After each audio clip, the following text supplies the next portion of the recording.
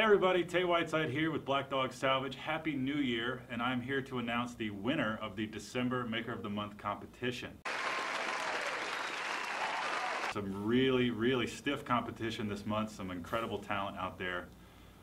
It's just so awesome to see things I've never thought of, things that we've done a lot of builds here at Black Dog, but it's just so cool to see other people making and creating and proving that there's talent out there. I knew it. You guys are proving it.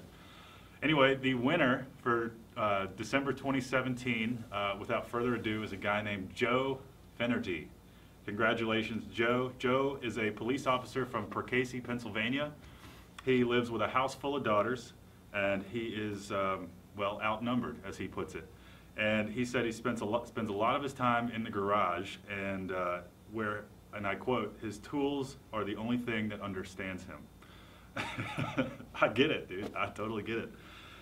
Anyway, one day he noticed an old fire truck in a parking lot and took a few pictures of it, posted it up online, ended up being contacted by the owner who said, if you can move it, you can have it.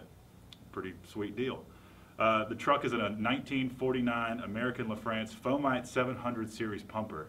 And for any of you in the know as far as fire apparatus goes, American LaFrance was the bomb. So anyway, the part that he cut off to create the bar was about 400 pounds, so which is pretty light considering what the entire truck weighs. But he did a great job incorporating some wood on the back for the bar.